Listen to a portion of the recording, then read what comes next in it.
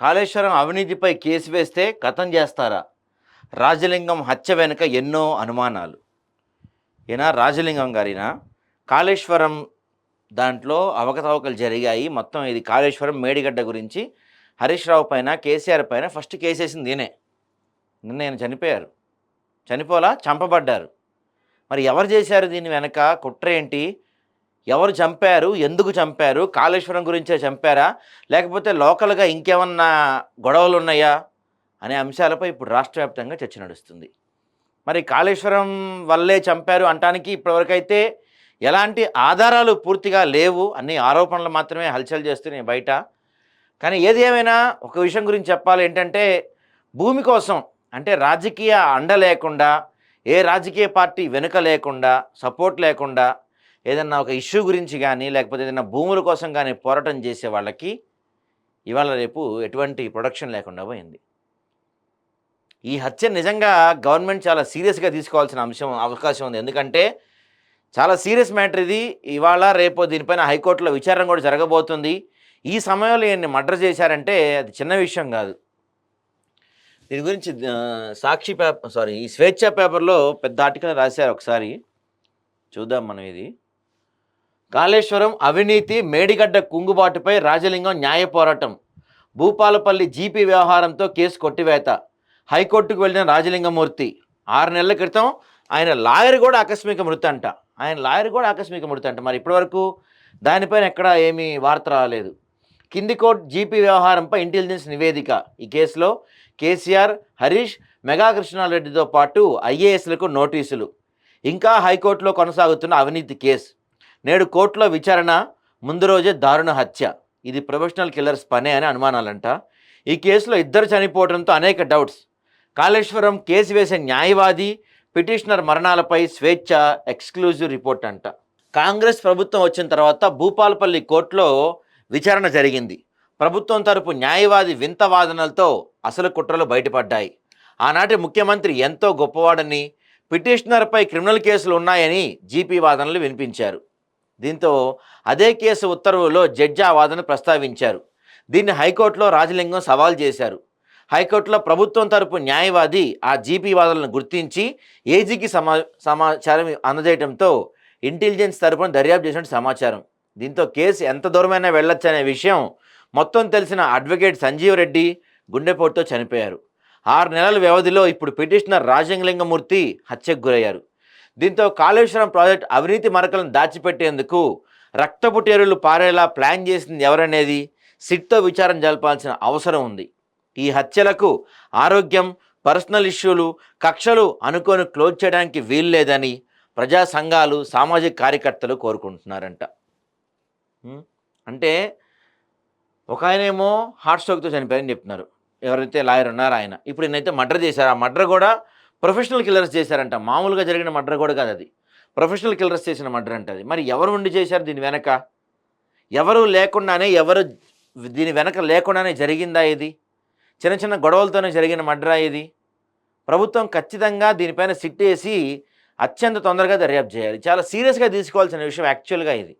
కానీ పొద్దున్నుంచి మనం చూసాం, ఒక్క పత్రికలో కూడా దీని గురించి వార్త రాయలేదు. ఒక్క టీవీ ఛానల్లో కూడా దీని గురించి మనకు వార్త కనపడతలేదు. కాళేశ్వరం ప్రాజెక్టులో అవినీతి జరిగిందని, మేడిగడ్డ బ్యారేజ్ కుంగిపోవడానికి కారణం అంటూ ఆనాటి ముఖ్యమంత్రి కేసీఆర్, అప్పటి మంత్రి హరీష్ రావుతో పాటు నిర్మాణ సంస్థ అధిపతి అయిన మెగా కృష్ణారెడ్డిపై కేసు వేసిన సామాజిక కార్యకర్త నాగవల్లి రాజలింగమూర్తి దారుణ హత్యకు గురయ్యారు. బుధవారం రాత్రి 4 గుర్తులేని వ్యక్తులు కత్తులతో విచక్షణారహితంగా దాడి చేసి తీవ్రంగా గాయపరిచారు. నెత్తుటి మడుగులో ఉన్న రాజలింగమూర్తిని చికిత్స కోసం స్థానికులు హాస్పిటల్కి తీసుకెళ్లారంట. కానీ ఆ హాస్పిటల్కి తీసుకెళ్లే లోపే ఆయన చనిపోయారంట. భూపాలపల్లి మండలం జంగేడు గ్రామానికి చెందిన నాగవల్లి రాజలింగమూర్తి భూపాలపల్లిలోని రెడ్డి కాలనీలో నివాసం ఉంటున్నారు. సాయంత్రం భూపాలపల్లి సెంటర్కి వెళ్ళి తిరిగి ద్విచక్ర వాహనంపై ఇంటికి వెళ్తుండగా మంకీ క్యాప్ ధరించి కాపు కాసి ఉన్న 4 దుండగులు ఆయనపై కత్తులతో విచక్షణారహితంగా దాడి చేశారు.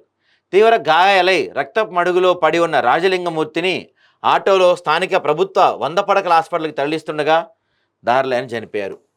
6 నెలల క్రితమే ఎవరైతే ఉన్నారో ఈ కేసు వాదిస్తున్న న్యాయవాది ఎవరైతే ఉన్నారో ఆయన కూడా సడన్గా చనిపోయారు. అప్పట్లో హార్ట్ అటాక్ అని చెప్పారు ఆయనది.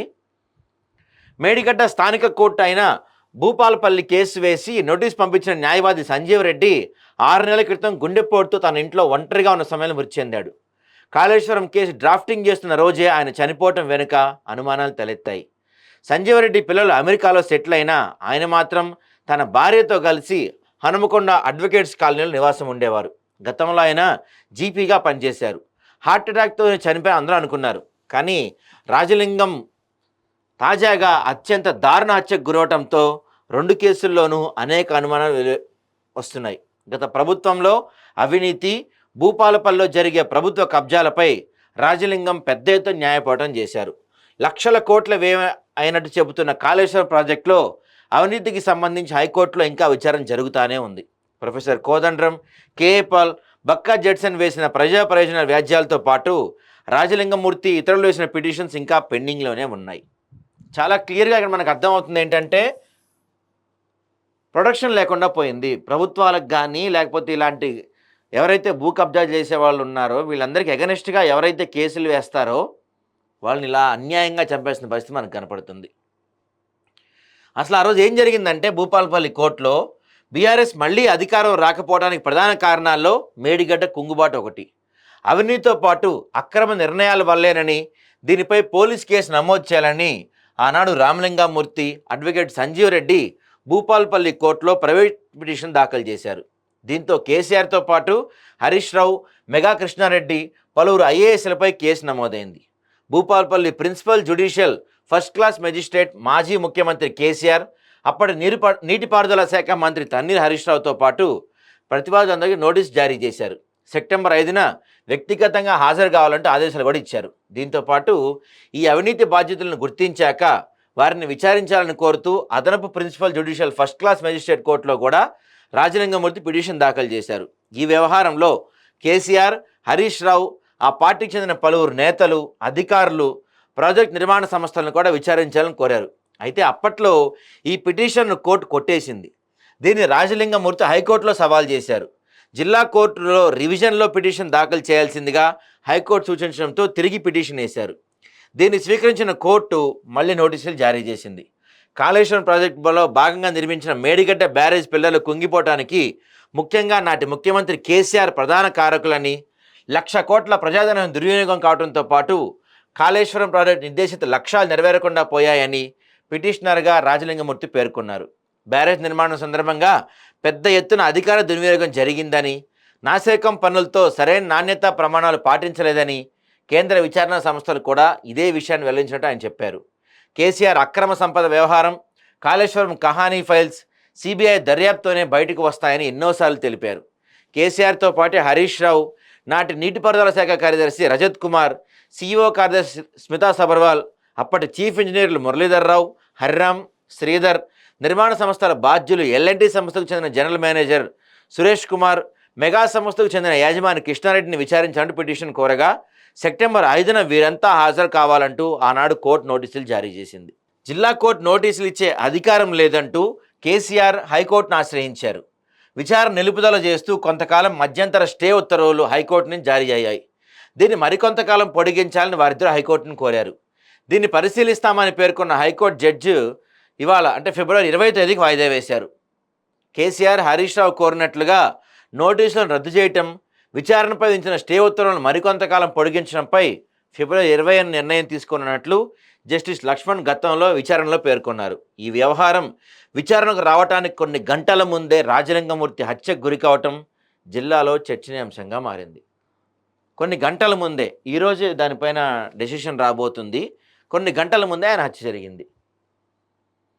1,00,000 కోట్ల ప్రజాధనం వెచ్చించి నిర్మించిన కాళేశ్వరం ప్రాజెక్టులోని మేడిగడ్డ బ్యారేజ్ 10వ బ్లాక్లోని పిల్లర్లు కుంగిపోయి పనికి రాకుండా పోవడానికి ప్రధానంగా ప్రాజెక్ట్ నిర్మాణంలో చోటు చేసుకున్న అవకతవకలు, పదే డిజైన్లో మార్పులు, నాణ్యత ప్రమాణాలు పాటించకపోవటం లాంటి అంశాలే కారణమని, ఇందుకు బాధ్యులను గుర్తించి ఎఫ్ఐఆర్ నమోదు చేయాలని నాగవల్లి రాజలింగమూర్తి 2023 అక్టోబర్ 25న మహదేవ్పూర్ పోలీస్ స్టేషన్లో భూపాలపల్లి ఎస్పీకి ఫిర్యాదు చేశారు.